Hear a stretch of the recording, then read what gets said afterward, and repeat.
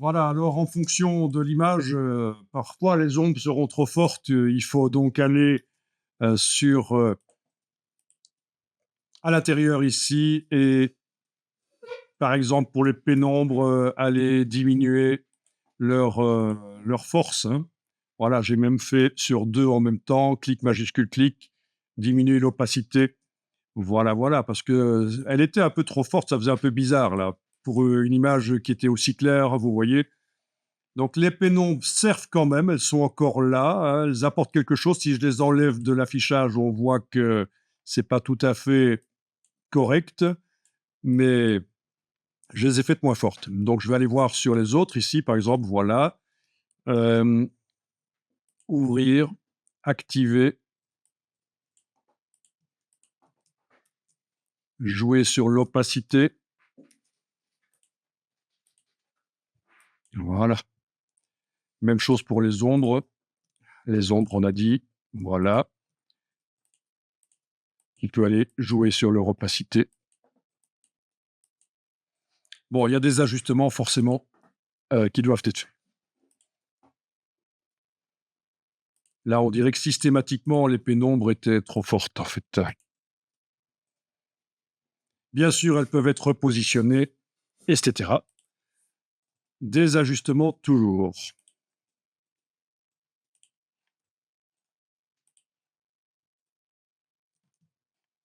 Ah oui, ça, c'était la version non agrandie du décor. La version agrandie est ici.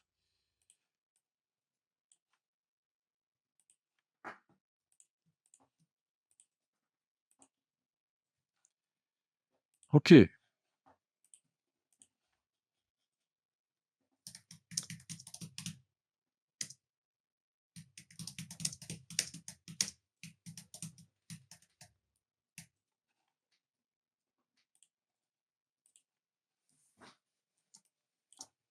Bon, ben, après, on va tenter, une intégration. Vous allez voir l'astuce. Moi, je vous donne une astuce, il y en a d'autres qui existent. On va éventuellement voir si on peut les tester après. Mais la chose de base, vraiment, c'est de corriger, le sujet. Ensuite, pour aller un peu plus loin, on corrige également le décor. Et puis, il y a une troisième étape, si on veut aller encore plus loin. Donc, là, on va corriger uniquement le, sujet, les ours.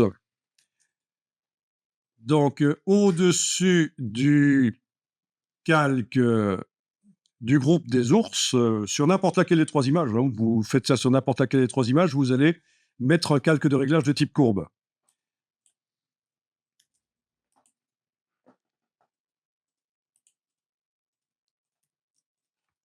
Bien. Ce calque de réglage de type courbe, avec, éventuellement, vous pouvez déjà tester avec la pipette, grise, si vous voulez. Vous cliquez à différents endroits des ours et voilà, vous avez la coloration des ours qui change, mais également, bien sûr, la coloration du décor. Alors, ça vous rappelle quelque chose? Est-ce qu'on avait vu ça ou pas? Je me souviens pas. Non, je pense pas, on n'a pas encore vu ça. Calque de réglage, comment faire en sorte que le calque de réglage n'agisse que sur ce qui se trouve juste en dessous. Oui, on avait vu ça? OK. Alors, la méthode, simple pour faire ça, pour enclencher l'écrêtage, c'est en ayant le calque ici activé. Je pense qu'ici, par le menu, on peut demander, de faire un écrêtage. Créer un est-ce que ça va être ça? Oui, c'est ça, créer un masque d'écrêtage. Annuler le masque d'écrêtage. Donc on crée ou on annule et ça met la petite flèche et donc le réglage n'agit que sur ce qui se trouve juste en dessous. Bon, il y a la méthode que je vous avais peut-être déjà expliqué aussi, c'est la touche Alt et cliquer entre les 2 vignettes, mais ça, chez pas mal de débutants, ça foire parce qu'ils bougent en même temps, ça fait des copies de calque, c'est foireux. Donc je pense que finalement, la technique du menu ici, pour les débutants, c'est pas plus mal. Créer un masque d'écrêtage ou annuler le masque d'écrêtage. Voilà. Et donc, du coup, la pipette grise, on voit que ça n'agit vraiment que sur les ours. Voilà. Bon, mais ça, c'est quand même une méthode un peu aléatoire. Quand on n'a pas vraiment du gris quelque part dans l'image de référence, vous voyez, c'est une méthode un peu aléatoire. Donc, rien ne vous empêche de faire manuellement. Donc, la méthode manuelle va consister à aller sur chacune des couches. Ah tiens, ils ont changé les choses. Voyons un peu s'ils ont changé les choses vraiment. Ici, au niveau des raccourcis. Parce que les raccourcis m'intéressent quand même.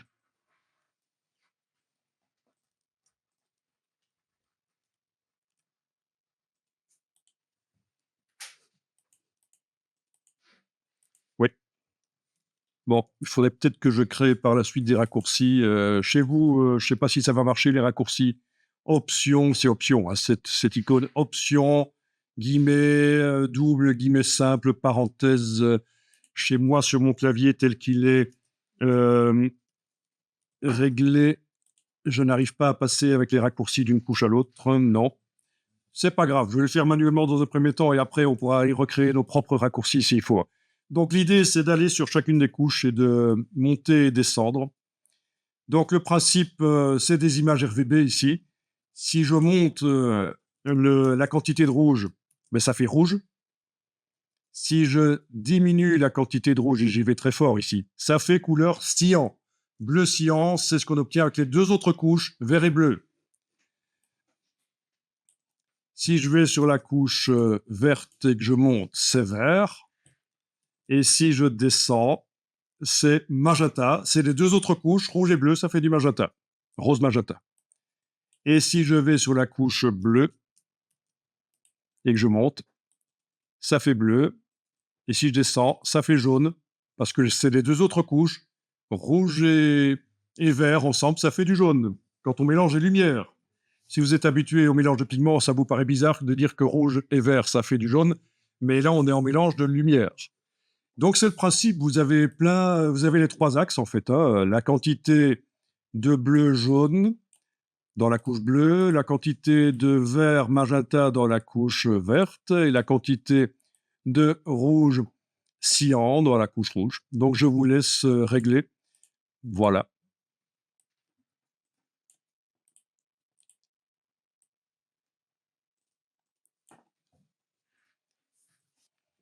Oui, alors, pour vous expliquer un peu pourquoi le rouge et le vert, ça fait du jaune, c'est assez simple. Ici, j'ai tapé diagramme chromaticité dans Google ou dans Bing et je vais commencer par la première image ici. Ouais, c'est ça. Voilà. Ceci est censé représenter toutes les couleurs visibles par l'œil humain. C'est une schématisation. Et donc, vous voyez comment ça fonctionne, les couleurs. Quand vous avez des ondes courtes qui arrivent dans l'œil, c'est perçu comme étant du bleu. Des ondes longues, c'est perçu comme étant du rouge. Des ondes moyennes, c'est perçu comme étant du vert. D'accord? On parle bien de la partie du spectre des ondes électromagnétiques, la partie du spectre visible. D'accord? Sur toute cette partie du spectre visible des ondes électromagnétiques, il y a des ondes qui sont plus courtes, des ondes qui sont plus longues et des ondes qui sont entre les deux. C'est ce qu'on appelle les ondes moyennes. OK?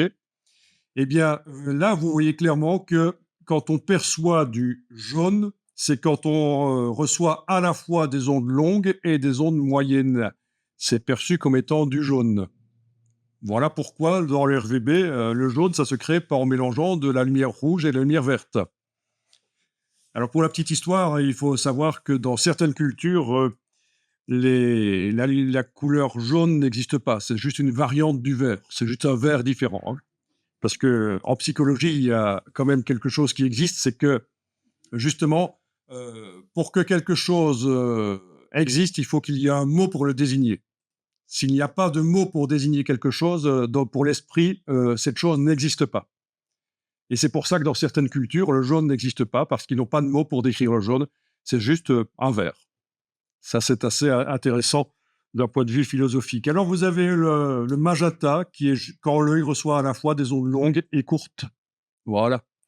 Donc, c'est juste la petite démonstration ici. Alors, ce diagramme de chromaticité sert notamment, vous le voyez dans des magazines, dans des sites web techniques, pour comparer des performances d'appareils avec les triangles. Là, ça vous dit quelque chose peut-être.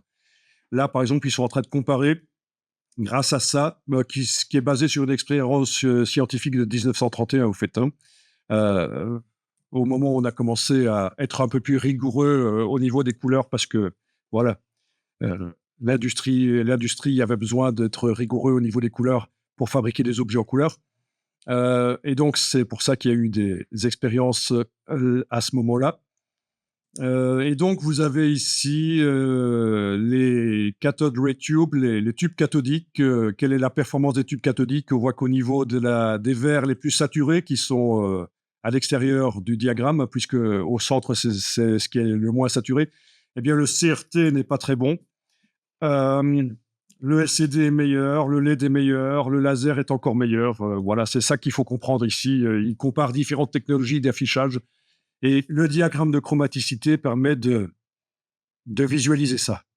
Voilà, voilà. J'en dis pas plus, je pourrais tenir des heures là-dessus, mais c'est pas vraiment le sujet.